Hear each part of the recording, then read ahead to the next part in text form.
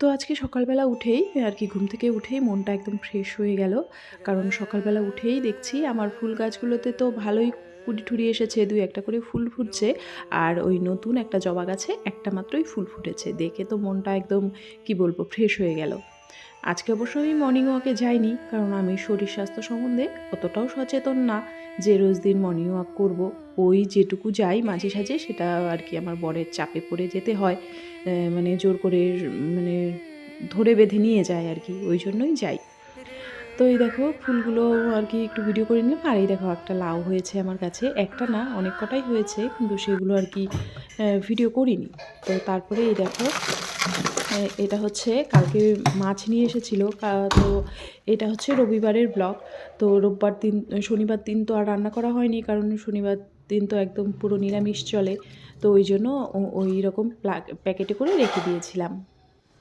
Good morning, কেমন আছো সবাই? আশা করছি সবাই ভালো আছো, আমিও আছি মোটামুটি বেশ ভালোই। তো এখন বাজে সকাল ওই 9টার মতো, আর ঘুম থেকে উঠেছে আজকে 7:30টার দিকে। তো ঘুম থেকে উঠে সমস্ত কাজবাজ হয়ে গেছে, মানে ওই কি বলবো, জামা কাপড় কাচা, বাসন মাজা, সমস্ত কাজই হয়ে গেছে। এখন শুধু রান্নাবান্না বাকি। আর এই যে বিছানাটাও তুলে নিয়েছি, ঘর তোর সমস্ত কিছু পরিষ্কার করে নিয়েছি। নিয়ে এখন হচ্ছে রান্না করব। ঝটপট একটু রান্না করে তারপরে এক জায়গায় আবার যাওয়ার আছে। তো আজকে অবশ্য কোনো কাজে যাব না, একটু নিজেই ঘুরতে যাব। এদিকেই আমাদের এখানে স্টেশনের ওইদিকে। তো একটা বাড়িতে আজকে যেতে বলেছে, বৈষ্ণব সেবা। তো আমি তো এইসব ভালোবাসি, তো আমাকেও বলে গেছে, তো ওখানেই যাব। গত বছরও গেছিলাম, এবারও যাব। তো ওই জন্য রান্নাবান্নাটা তাড়াতাড়ি করতে হবে। আর কি বলবো, দোকানে দাদা আজকে আসেনি, কারণ আজকে রোববার। আর বর তো দোকান থেকে আর কি বের হওয়ার সময় একদমই পাবে না। তো দেখি আমি ঝটপট রান্না করে তারপরে খেয়ে দিয়ে বেরিয়ে যাব। আর এখন কাজকর্ম সেইভাবে শেয়ার করতে পারবো না আজকে, কারণ হচ্ছে ভুলে গেলাম। কারণ হচ্ছে এখন আমি ভিডিওটা এডিট করতে বসবো, মানে আজকে যে ভিডিওটা দেবো ভাবছি সেটা এখন এডিট করতে বসবো। এখন যদি এডিট না করি তাহলে আর সন্ধেবেলায় দিতে পারবো না, কারণ সন্ধেবেলায় তো আর বাড়ি থাকবো না। যদি আমার ভিডিও দিতে দিতে 9টা-10টা বেজে যায়, তবু আর কি সন্ধেবেলায় এডিট করি। তো আজকে তো বাড়িতে থাকবো না, ওই জন্য ভাবছি এখনই ভিডিওটা রেডি করে রাখবো। রেডি করে তারপরে যাবো রান্নাঘরে রান্না করতে। আর এদিকে মাছ নিয়ে এসেছে, তো সঙ্গে থাকো, দেখতে থাকো। তো মাছ কাটতে তো আমার বিরক্ত লাগে, কি আর বলবো। তো অন্যদিন বাজার থেকে আনলে কাটিয়েই নিয়ে আসে, সে ছোটো মাছই হোক আর বড় মাছই হোক। কিন্তু কালকে যেহেতু শনিবার ছিল, ওই জন্য আর মানে রান্নাবান্নাও করবো না, হাতই দেবো না। ওই জন্য আর কি ওইভাবেই নিয়ে এসেছে, ওভাবেই আর কি প্লাস্টিকে মুড়ে ফ্রিজে রেখে দিয়েছিলাম। তো এটাই আর কি একটু কাটার চেষ্টা করে নিলাম। তো তারপরে বাইরে থেকে আর কি ওই মাছের আঁশগুলো ছাড়িয়ে নিয়ে আসলাম। ছাড়িয়ে নিয়ে এসে তারপরে যে এভাবে আর কি কেটে নেব, কেটে ধুয়ে পরিষ্কার করে নেব, নিয়ে রান্নাবান্না করব। এই মাছ আনলে খুবই ঝামেলা হয় আমার, কারণ বাড়িতে লোক 3.5 জন, তার মধ্যে আর কি ছেলে তো খায়ই না। তো আর ওই 3 জন মানুষের মধ্যে শাশুড়ি মাও ওই রকমই, মানে খুব একটা খেতে চায় না। তো ভীষণই বিরক্ত লাগে আমার, ছেলের জন্য আবার আলাদা করে কিছু করতে হয়। তো কী আর করার। তো বর তো আবার একটু মাছ টাছ খেতে ভালোবাসে। তো আগের থেকে যদিও অনেকটাই কমে গেছে, এখন খুব একটা আনে না, তবুও আর কি বাঙালি মানুষ, মাছে ভাতে বাঙালি, মাছ না খেলে তো হয় না। তো ওই জন্য আর কি ঝটপট করে মাছের ঝোলটা রান্না করে নিলাম। তো ওই আলু বেগুন দিয়ে একটু পাতলা করে মাছের ঝোল করে নিলাম। আর হচ্ছে ডাল তো থাকবেই, ডাল করলাম ছেলের জন্য। আর একটু ধনেপাতা বাটা করেছি। রান্নাবান্না সেইভাবে কিছুই করিনি, ওই কোথাও যাওয়ার একটা তাড়াহুড়ো থাকে, থাকলে আর সেইভাবে আর কি কোনো কাজই হয় না, ওই একটা তাড়া থাকে। বিশেষ করে সবাই যদি একসঙ্গে যাওয়া যায়, ওই এক একজনের এক এক মানে কী আর বলবো, কেউ একটু আগে হয়, কেউ বা মনে হয় কি ওরা যদি রেডি হয়ে এসে আমাকে তাড়া দিতে থাকে তাহলে আমার তো কিছুই হয়নি, এইরকম একটা টেনশন কাজ করতে থাকে।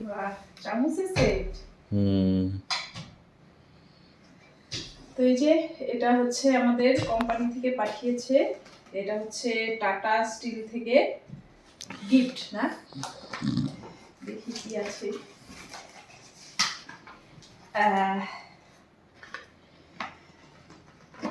আর এইদিকে আমার রান্না বান্না মানে স্নান পুজো সবই কমপ্লিট। এক জায়গায় যাব, তাড়াহুড়ো তো থাকেই।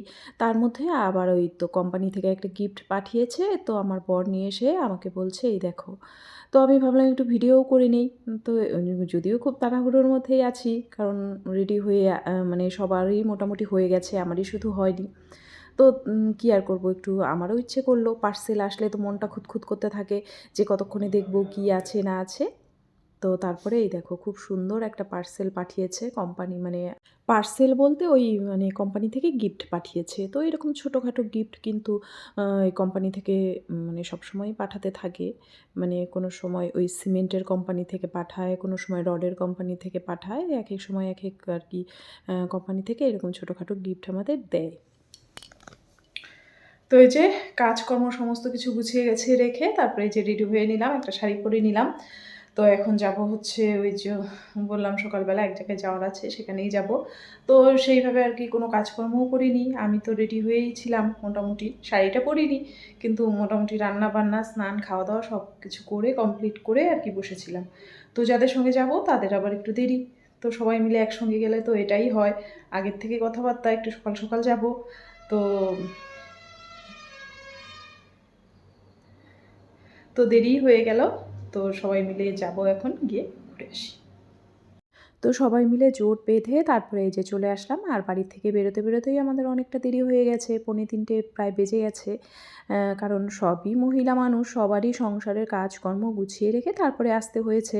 তো দেরি তো একটু হবেই। তারপরে এই দেখো টোটোওয়ালা দাদাটা আমাদের পেছন আসছিল। আমি আবার ইয়ার্কি করে বললাম যে আপনিও আমাদের সঙ্গে যাবেন কি না।